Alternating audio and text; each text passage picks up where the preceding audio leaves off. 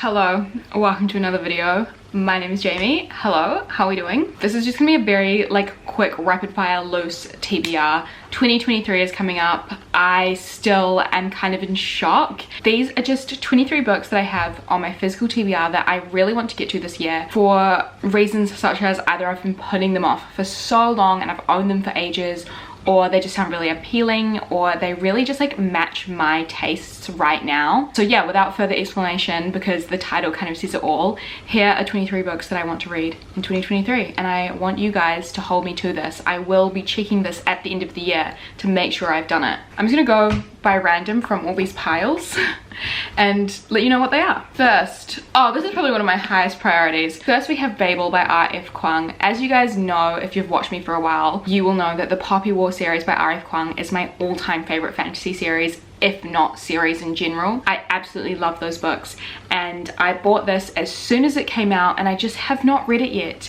And I'm sure we all saw that Bookstagram review that came out recently where this white woman said that this made her question her right to exist as a white person, and you know what, that made me want to read it more. I love a dark academia story, especially with fantasy elements, and I'm just obsessed with R.F. Kuang's writing style. So this is definitely a book that I am going to be getting to ASAP, especially before her 2023 release comes out as well. I would love to read this before then. Next, we have The End of Men by Christina Sweeney Baird. This has been in so many TBRs when I've tried to do 24-hour readathons or monthly TBRs, and I just have not gotten to it yet, even though it sounds so up my alley. But basically it is a thriller about a pandemic where all the men on earth die, and now all these women are struggling to survive, or thriving and surviving without any men on earth. It's supposed to be a dystopian, but it sounds pretty good to me. I'm just really excited to read this. I have not really heard that many things about it, nor have I heard the best things,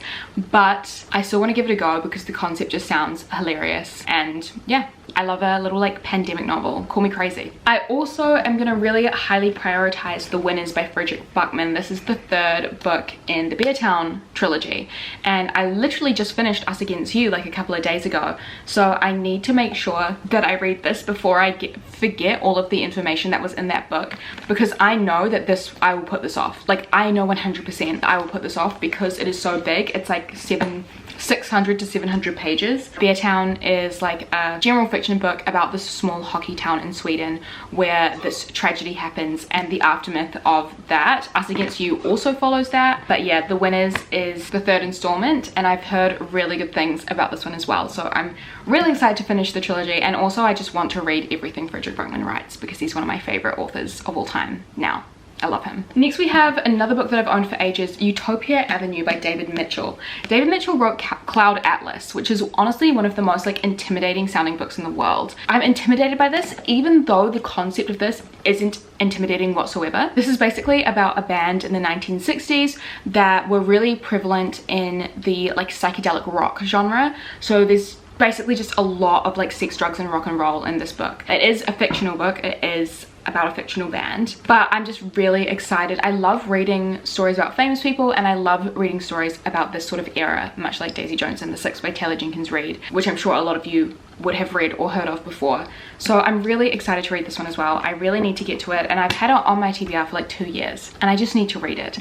Again, I think the size is intimidating to me because it is over 500 pages, but I just need to put my big girl pants on and read them no matter what the size is.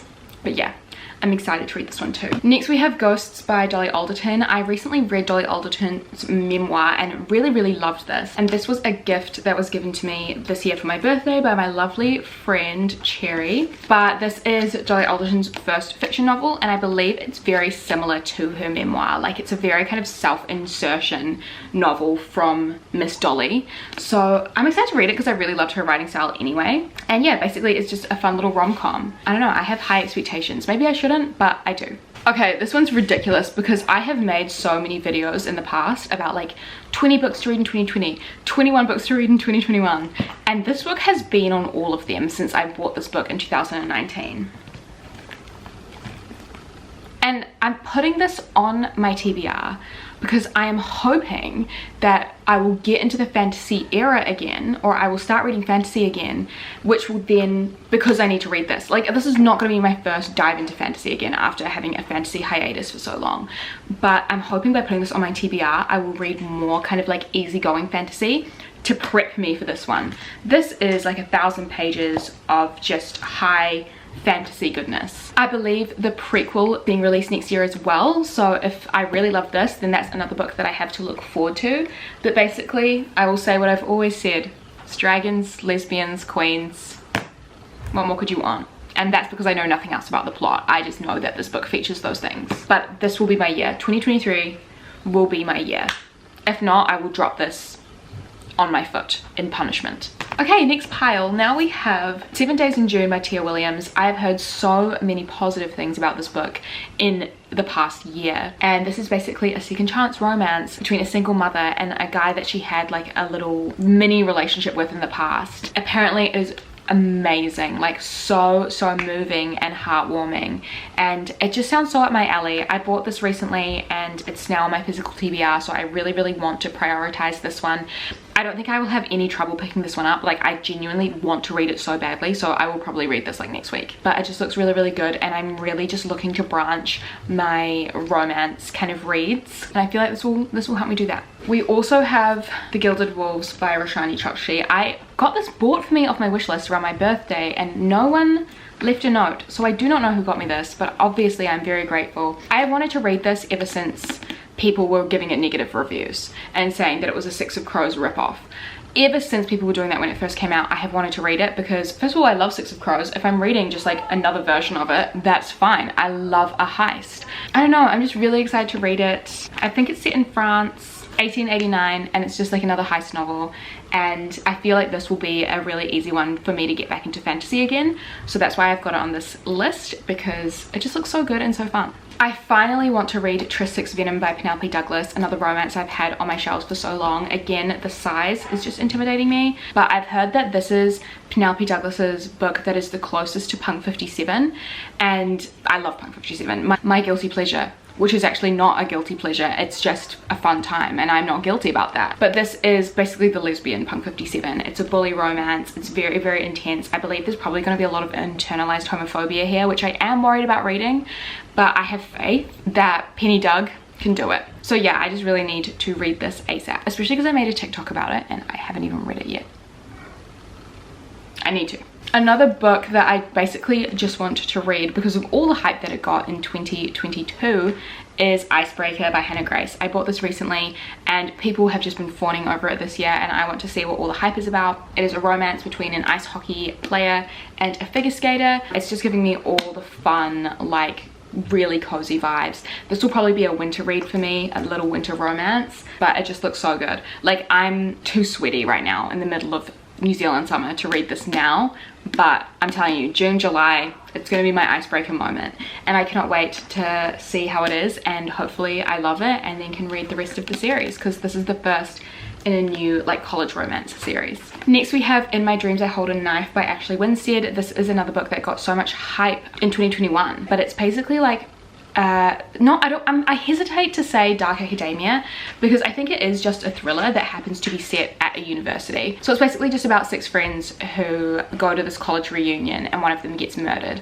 and then all these secrets from the past come up as well, and that just sounds like an absolute Jamie novel. And Ashley Winstead has had so much praise for their thrillers recently, so this is definitely a high priority. Next we have Legends and Lattes by Travis Baldry. This is definitely going to be my foray back into the fantasy genre, especially because I'm going to be reading this sooner rather than later because it is my January book club pick for my Patreon. So I will be reading this like within the next few weeks after posting this video. Basically, the D&D nerd in me is really obsessed with the idea of this novel.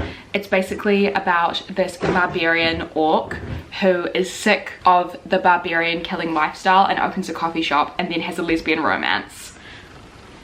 The most me novel I've ever heard. It just looks so fun, and I really cannot wait to read this one very soon. I don't know what it is, but I've been really craving a vampire story recently. I don't know why, and I was never a Twilight girly. So I've put The Beautiful by Renee Ahdieh on my list for 2023. This is set in 1872 in New Orleans, and it is a vampire story for adults, not YA. I think this is an adult fantasy. I could be wrong. That's all I know about it. Like, that setting, 1872 in New Orleans, like with vampires, I really want to read about it. I have not read anything like that before, and I'm very excited. I wonder if it's I don't even know if it's a romance either. I think it's just a general vampire story, but I'm excited. And finally, from that pile, we have She Who Became the Sun by Shelley Parker Chan. This is a book that, it's a fantasy. It's another historical fantasy, and I've been wanting to read this for ages. This was my most anticipated book for last year, and I just never read it. And this is my time. This is my time to shine. I believe this is also sapphic, but it is heavily inspired by a lot of ancient Chinese history. So I feel like when my brain is ready, I will pick this one up. I don't know, I'm excited, and I just love the cover and everything. I will read this year, I promise. I think I'll do my lighter fantasies, and then I'll read this and Priory, and we'll be good to go. Okay, we've got the final pile here. So, another lesbian novel, obviously. We have Delilah Green Doesn't Care by Ashley Herring Blake. This was on the Goodreads Choice Awards nominee list for romance, and I've heard mixed things about it, but I think it looks really, really good. I don't know, it's like Grumpy Sunshine sapphic romance, and I've never read anything by Ashley Herring Blake, so I'm really excited to give this a go. It's also enemies to lovers as well, and Delilah, the one with the tattoos, I've been told, just looks hot. She looks hot. Sorry, I'm shallow. She looks sexy, so I want to read it. Next, we have a book that I've wanted to read for so long, and I bought this at a secondhand bookshop ages ago, like literally before I was even making videos. But it is Special Topics in Calamity Physics by Marisha Pessl. I've heard that this is the closest vibe to The Secret History that you can get. And The Secret History is my favorite novel of all time. So this is dark academia. I've read Night Film by Marisha Pessl, and I really liked that book. It was just a very, very good thriller, or like even horror, I would say. But I believe this is about a very elite group of friends, like very pretentious group of friends at a university, and you know that's one of my favorite genres. So I am excited to read this. It just looks very, very fun. It's an older novel as well. I don't know when it was released, but it's not like recent or anything. 2006. Yeah, so I'm kind of okay to read this dark academia, even though I don't love other dark academias, because I feel like this one won't try and emulate The Secret History. It just will be similar to, but not like trying too hard, which is what I often find about like Secret History carbon copies. Sorry to be harsh to the dark academia genre. Next, we have Riley Sagar's Survive the Night. This is the next book in Riley Sagar's releases that I haven't read yet, so I still need to read this and The House Behind the Lake. But this one was released last year in 2021, so I still really need to prioritize this one. This one, there's been not a lot of positive feedback, but I also saw really bad reviews for Home Before Dark by Riley Sagar, and I ended up loving that. So I'm excited to see what this is. It's also set all in one night, which is one of my favorite storytelling techniques. So yeah, I'm excited. And it's like hitchhikers as well. I don't know.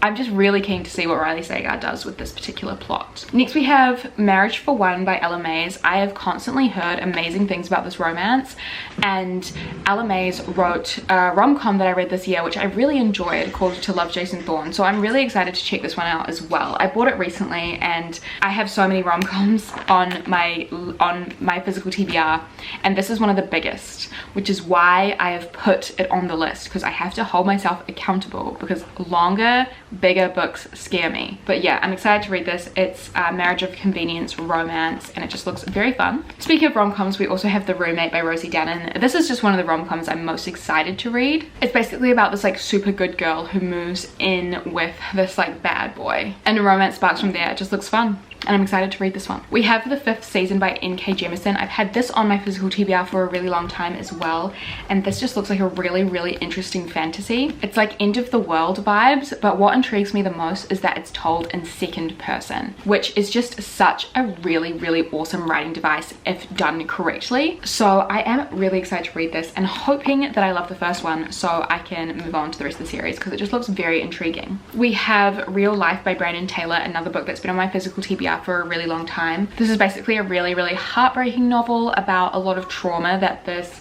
black young man has living in Alabama. It just looks very, very heartbreaking, and it's just also about a really intense friendship, and it's also set at a university, and I just love sad novels. I do, but I really want to read this and hopefully get my heart broken. Next we have Valley of the Dolls by Jacqueline Susan. I posted an entire physical TBR video earlier in the year, and so many people commented saying that this was really, really fun. So I was like, oh, okay, I kind of bought this for the aesthetic back when I was in New York in 2017 when I was 21.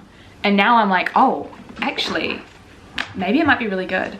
I think it's about a bunch of women who are trying to break out of the like housewife role, I guess, that women have in society. They end up popping a lot of pills. I think they maybe go to like Hollywood. I have no idea, but it's just, apparently it's very drama fueled, and that excites me. And finally, the last book on my 2023 TBR is Possession by A.S. Byatt, which I have heard so many good things about. It is a romance, apparently. I also just, the cover, gorgeous. So many of my like kind of real life friends have recommended this to me, as well as people on booktube. Basically it's just about a couple of young academics who are studying the Victorian poets, and it's very dark academia vibes. I've also heard secret history comparisons. It just looks really, really beautiful, and I'm really excited to read this one. I might have to push myself, I might have to push my brain, but I am excited regardless. So yeah, those are all the books that I want to read in 2023. Let me know if there are any that you actually think I should take off my list, or which ones you think I should prioritize. I'm so excited to read all of these. And also let me know what your priority 2023 reads are as well in the comments. Guys, again, thank you so much for watching. My Patreon is linked down below. If you want any extra content from me, I would really appreciate it if you even just checked it out. I'd love you forever. I mean, I love you forever, even just by watching, but regardless. Again, thank you so much, and I will see you very soon in another video.